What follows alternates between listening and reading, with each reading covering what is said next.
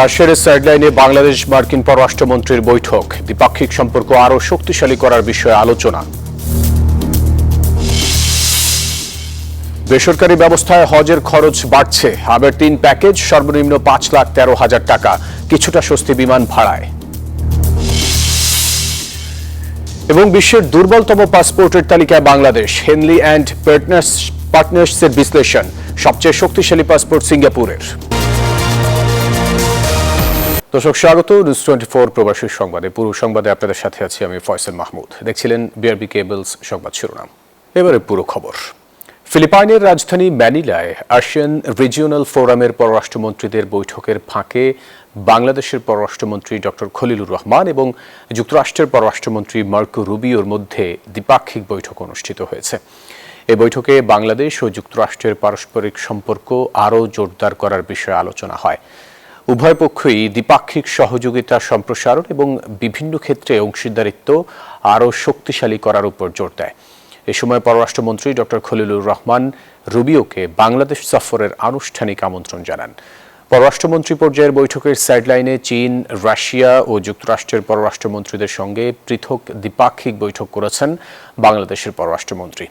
এ সময় পররাষ্ট্রমন্ত্রীর সঙ্গে প্রধানমন্ত্রীর পররাষ্ট্র বিষয়ক উপদেষ্টা হুমায়ুন কবিরও উপস্থিত ছিলেন।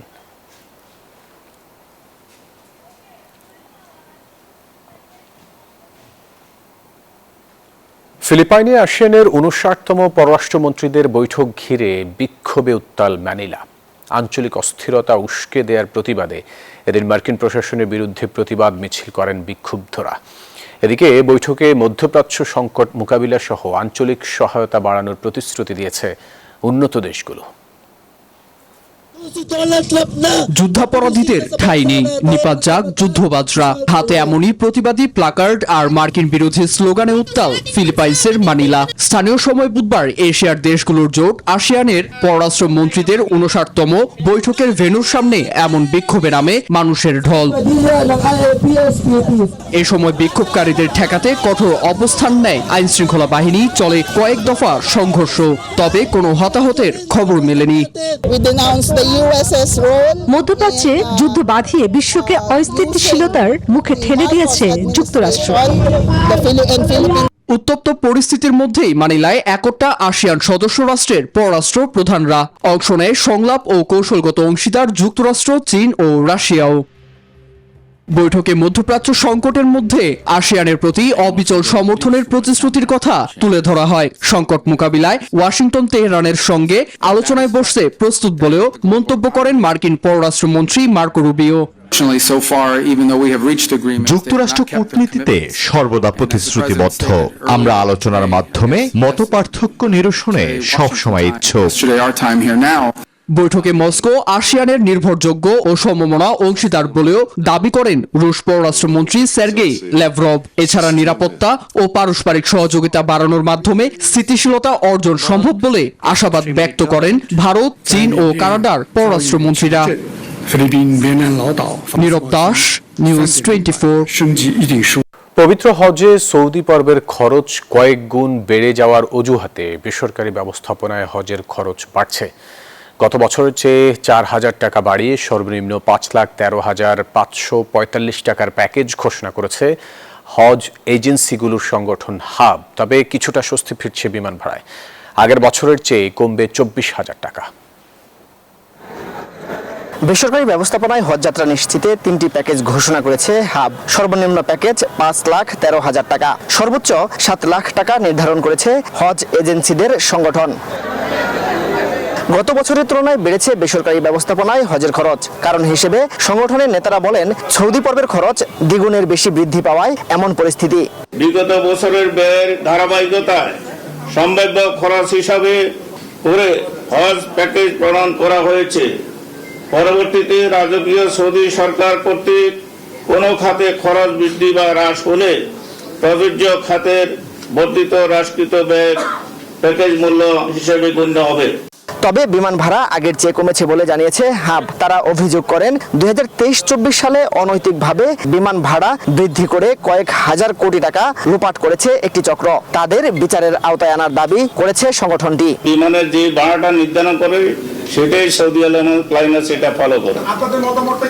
আমাদের মতামত হচ্ছে তা তো না হয়েছে। আর 1,98,000 যখন ছিল তখন কি তখন তো হাজার হাজার কোটি টাকা নিয়ে গেছে।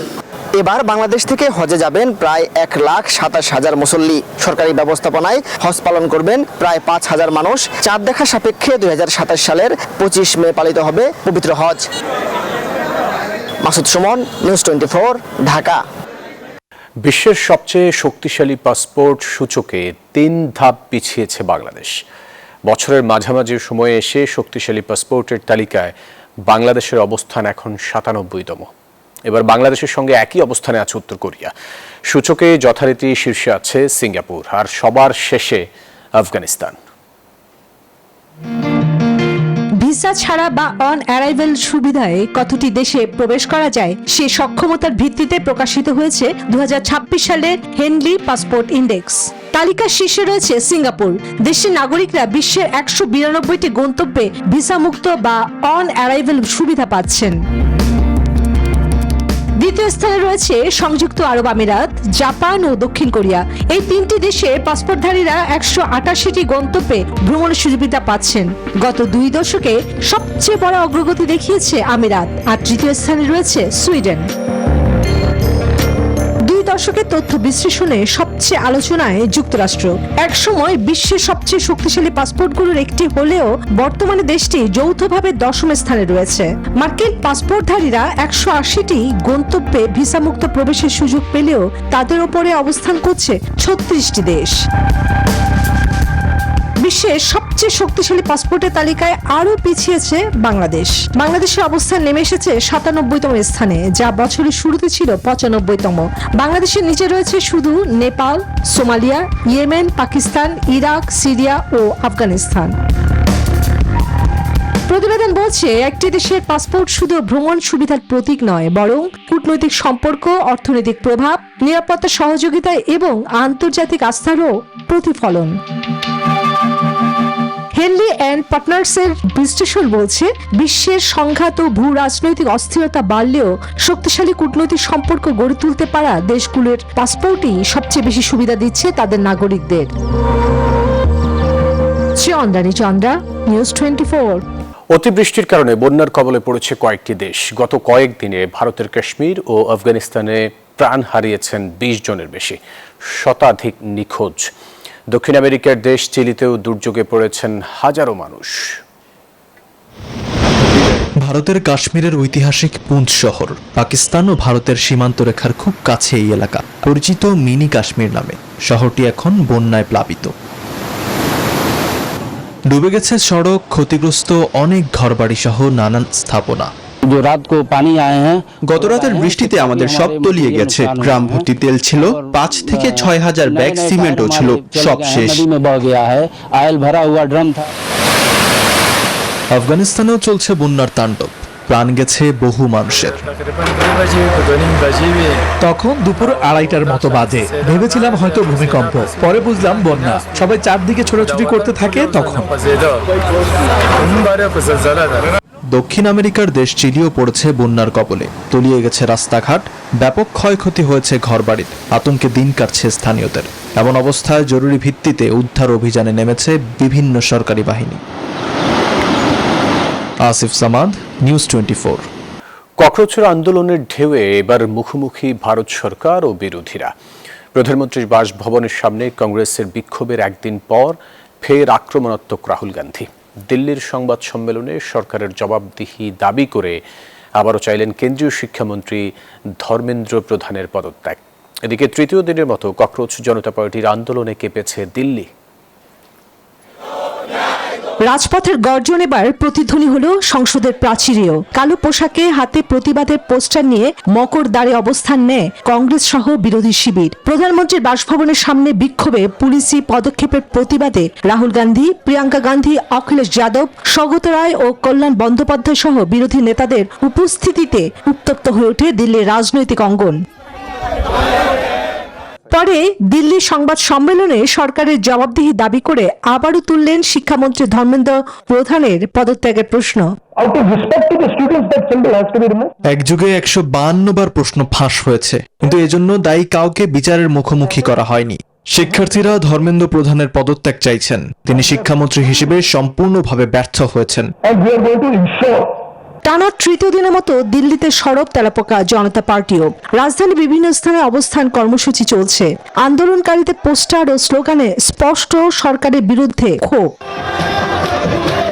বিক্ষোভের আঁচ লেগেছে রাজধানীর জনজীবনেও। নিরাপত্তার কারণে দিল্লির 16টি গুরুত্বপূর্ণ মেট্রো স্টেশন সাময়িকভাবে বন্ধ করেছে ডিএমআরসি। এতে অফিসগামী মানুষ, শিক্ষার্থী সহ হাজারো যাত্রীকে ভোগান্তিতে পড়তে হয়েছে। একই সময়ে কৃষকদের দিল্লি অভিযাত্রাকে ঘিরেও রাজধানী প্রবেশপথে নিরাপত্তা জোরদার করা হয়েছে। একটি প্রশ্নপত্র বিতর্ক ঘিরেই বিজেপি, কংগ্রেস ও তেলাপোকা জনতা পার্টির পাল্টাপাল্টি কর্মসূচিতে উত্তপ্ত ভারতের রাজনীতি। রাজপথ থেকে সংসদ সবখানেই বাড়ছে মোদী সরকারের উপর রাজনৈতিক চাপ। এখন নজর সংকটের সমাধান আসে আলোচনায়, নাকি আন্দোলনের পরিধি আরো বিস্তৃত হয়। চন্দ্রানী চন্দ্রা, নিউজ 24। রাজধানীতে আবারও তীব্র হয়ে উঠেছে সিএনজি গ্যাস সংকট। ঘন্টার পর ঘন্টা লাইনে দাঁড়িয়েও মিলছে না পর্যাপ্ত গ্যাস। বিদ্যুৎ ও জ্বালানি মন্ত্রী ইকবাল হাসান মাহমুদ বলেন, কারিগরি ত্রুটির কারণে এলএনজিবাহী জাহাজ ভিড়তে পারেনি, ফলে গ্যাস সরবরাহ ব্যাহত হচ্ছে। এদিকে জ্বালানি মন্ত্রণালয়ের যুগ্ম সচিব মনির হোসেন চৌধুরী জানান, 2-3 দিনের মধ্যে গ্যাস সরবরাহ স্বাভাবিক হবে। অন্যদিকে কমিশন বৃদ্ধি সহ 4 দাবিতে 30 জুলাই সারা দেশে পাম্প বন্ধের ঘোষণা সিএনজি পাম্প মালিকদের কেন্দ্রীয় সংগঠনের। ঘন্টার পর ঘন্টা অপেক্ষা করে মিলছে না পর্যাপ্ত গ্যাস। কম প্রেসারের কারণে সিলিন্ডার ভরতে কেটে যাচ্ছে দীর্ঘ সময়। সারা দেশের সিএনজি স্টেশনগুলোর চিত্র এখন একই। গ্রাহকরা বলছেন, গাড়ি চালাতে না পারলে মালিকের জমা দিবেন কিভাবে? এখন পর্যন্ত পাম্পের সামনে যেতে পারলাম না। আদৌ কি গ্যাস পাবো কিনা সেটাও কোনো জানা নাই। একটা সিএনজির গ্যাস লাগে 300-350 টাকার গ্যাস। আমরা তো জমা তুলতে গ্যাস নিতে দিন যায়, আমাকে তো রুজি হয় না। এদিকে দেশের জ্বালানি খাতের নিরাপত্তা ও রূপান্তরের নীতিগত চ্যালেঞ্জগুলো নিয়ে রাজধানীতে আয়োজিত এক অনুষ্ঠানে বিদ্যুৎ ও জ্বালানি মন্ত্রী ইকবাল হাসান মাহমুদ বলেন, কারিগরি ত্রুটির কারণে এলএনজিবাহী জাহাজ ভিড়তে পারেনি, ফলে গ্যাস সরবরাহ ব্যাহত হচ্ছে। গতকালকে একটা এপিসোড আগুন লেগে গেছে। লাকিলি আমার এলএনজির জাহাজ ভিড়তে যে সরে গেছে, নাহলে তো বিশাল বড় একটা অ্যাক্সিডেন্ট হয়ে যেত। আর আগামী 2-3 দিনের মধ্যে গ্যাস সরবরাহ স্বাভাবিক হবে বলে জানিয়েছেন জ্বালানি মন্ত্রণালয়ের যুগ্ম সচিব মনির হোসেন চৌধুরী। সচিবালয় সাংবাদিকদের সঙ্গে আলাপকালে এই কথা বলেন তিনি। একটাতে সংকট দেখা দিলে স্বাভাবিক কারণে একটা ডিসরাপশন তৈরি হয়। সেই ডিসরাপশনের কারণেই সিএনজি স্টেশনগুলোতে একটু লাইন আছে, বাট এটা খুবই সাময়িক। আমাদের মেরামতের কাজ চলছে। ত্রুটির কারণে হঠাৎ করে এলএনজি টার্মিনাল বন্ধ হয়ে যাওয়ায় সারা দেশে 45 কোটি ঘনফুট গ্যাস সরবরাহ কমেছে, ফলে তীব্র গ্যাস সংকটে থমকে গেছে চাকা। এদিকে সিএনজি বিক্রিতে কমিশন বাড়ানো সহ 4 দাবিতে 30 জুলাই ভোর 6টা থেকে রাত 12টা পর্যন্ত সারা দেশে সিএনজি ফিলিং স্টেশন বন্ধ রাখার ঘোষণা Bangladesh CNG filling station and conversion workshop owners অ্যাসোসিয়েশনের। কমিশন বৃদ্ধি করা হয়। এদিকে গ্যাস সংকট নিরসনের দাবিতে রাজধানীর খিলক্ষেতে এয়ারপোর্ট সড়ক অবরোধ করেন সিএনজি চালিত অটোরিকশা চালকরা। এছাড়াও এই সংকটের সরাসরি প্রভাব পড়েছে সাধারণ যাত্রীদের উপর। জনভোগান্তি কমাতে দ্রুত গ্যাস সরবরাহ স্বাভাবিক করার দাবি সংশ্লিষ্টদের।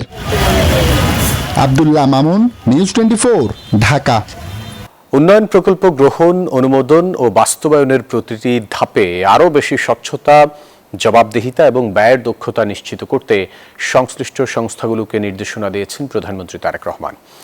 সচিবালয়ে অনুষ্ঠিত একনেক সভায় এই নির্দেশনা দেন তিনি। সভায় 14,041 কোটি টাকার প্রকল্পের অনুমোদন দেয়া হয়। এর মধ্যে আশুলিয়া এলিভেটেড এক্সপ্রেসওয়ে প্রকল্পের ব্যয় বেড়েছে 9,500 কোটি টাকা।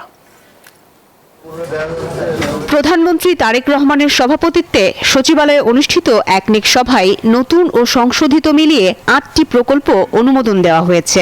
সভায় প্রধানমন্ত্রী প্রকল্প গ্রহণ, অনুমোদন ও বাস্তবায়নের প্রতিটি ধাপে আরও বেশি স্বচ্ছতা, জবাবদিহিতা, সময়ানুবর্তিতা এবং ব্যয়ের দক্ষতা নিশ্চিত করার নির্দেশনা দেন। সভা শেষে ব্রিফিংয়ে পরিকল্পনা প্রতিমন্ত্রী জোনায়েদ সাকি জানান, ঢাকা আশুলিয়া এলিভেটেড এক্সপ্রেসওয়ে নির্মাণ প্রকল্পের দ্বিতীয় সংশোধনী অনুমোদন দেওয়া হয়েছে। চীনের অর্থায়নের এই প্রকল্পের কাজ 80% শেষ হওয়ার পরেও কেন ব্যয় প্রায় 9,500 কোটি টাকা বৃদ্ধি করা হয়েছে সেই প্রশ্নেরও জবাব দেন তিনি। দুর্যোগ আশ্রয় কেন্দ্র নির্মাণ ও সংস্কার উন্নয়ন প্রকল্পের দ্বিতীয় সংশোধনী প্রকল্প প্রস্তাব, সেই প্রস্তাবটিও আজকে অনুমোদন করা হয়েছে। এছাড়া বৈঠকে 2,082 কোটি ব্যয়ের পল্লী সড়ক রক্ষণাবেক্ষণ ও কর্মসংস্থান প্রকল্প সহ মোট 8টি প্রকল্প প্রস্তাব একনেকের অনুমোদন পেয়েছে। প্রতিমন্ত্রী জানান, উন্নয়ন প্রকল্পের ক্ষেত্রে সরকার এখন শুধু অনুমোদন নয়, বরং বাস্তবায়নের গুণগত মান, নির্ধারিত সময়ে কাজ শেষ করা এবং জনগণের অর্থের সর্বোচ্চ ব্যবহার নিশ্চিত করার উপর গুরুত্ব দিচ্ছে। এই লক্ষ্যে প্রকল্প ব্যবস্থাপনায় আরও কার্যকর নজরদারি বাড়ানো হচ্ছে এবং দায়িত্বহীনতার জায়গা চলছে, বিভিন্ন প্রতিষ্ঠানের মধ্যে সমন্বয়ের জায়গা চলছে, জবাবদিহিহীন একটা অবস্থা চলছে। সেইটার ব্যাপারে এর আগেও বেশ কয়েকটি প্রকল্পের ক্ষেত্রে মাননীয় প্রধানমন্ত্রী সরাসরি তদন্তের নির্দেশ দিয়েছেন এবং এইগুলোর ক্ষেত্রে সাধারণভাবে প্রত্যেকটির ক্ষেত্রেই এই অবজারভেশনগুলো আছে। জনগণের কল্যাণে নেওয়া উন্নয়ন প্রকল্পগুলো যেন নির্ধারিত লক্ষ্য অনুযায়ী বাস্তবায়িত হয়, সেই বিষয়টি সরকার সর্বোচ্চ গুরুত্ব দিয়ে দেখছে বলেও জানানো হয়। মারুফা রহমান, নিউজ 24, ঢাকা। অক্টোবরে প্রথম দফায় স্থানীয় সরকার নির্বাচন দেওয়ার প্রস্তুতি নিচ্ছে নির্বাচন কমিশন। আগস্টে দেয়া হবে তফসিল। বুধবার রাজধানীর আগারগাঁও নির্বাচন কমিশন ভবনে নিজ কক্ষে এসব কথা জানান নির্বাচন কমিশনার আনোয়ারুল ইসলাম সরকার। তিনি বলেন, আগের নির্বাচনগুলো যেভাবে বিভিন্ন ধাপে করা হয়েছে সেভাবেই আসন্ন নির্বাচনের ধাপগুলো সাজাবে নির্বাচন কমিশন। স্থানীয় সরকার নির্বাচনগুলো করার প্রস্তুতি নিচ্ছি এবং আমরা প্রস্তুত।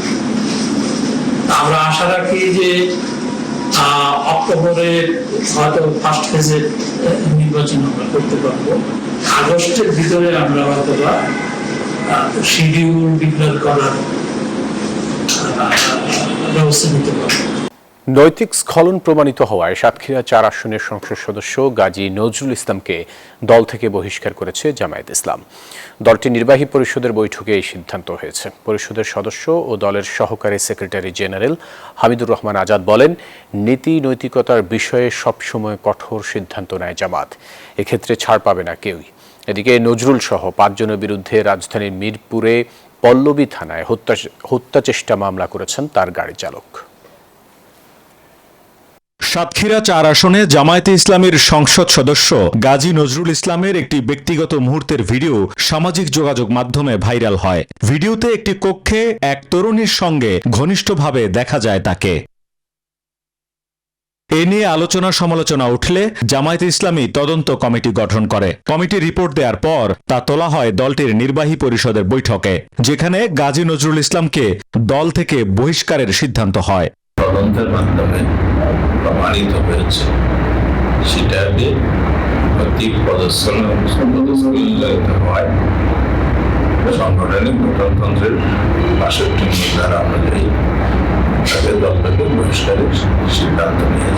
গাজী নজরুলকে সংগঠন থেকে বহিষ্কারের বিষয়টি নির্বাচন কমিশনকে অবিলম্বে জানাবে জামায়াতে ইসলামী। এমন সিদ্ধান্ত হয়েছে নির্বাহী পরিষদের বৈঠকে। শেখ জায়েদ, নিউজ 24, ঢাকা। বিশ্বকাপ ফাইনালে আর্জেন্টিনার হারের পর মাঠের লড়াই গড়িয়েছে বাইরেও। শেষ বাঁশির পর হাতাহাতি, ফিফার তদন্ত, ড্রেসিং রুমের রহস্যময় ভিডিও আর ফকল্যান্ডস ইস্যুর ব্যানার, সব মিলিয়ে একের পর এক বিতর্ক ঘিরে ফেলেছে লিওনেল মেসির আর্জেন্টিনাকে। বিশ্বকাপ শেষ হলেও তাই আলোচনার কেন্দ্রবিন্দুতে এখন আলবি সেলেস্তেদের নাটকীয় অধ্যায়। আলোচনা সমালোচনা যেন পিছুই ছাড়ছে না আর্জেন্টিনার। স্পেনের কাছে বিশ্বকাপ হারার পর শিরোপা বদলে সেই বিতর্কই রইল তাদের সঙ্গী হয়ে।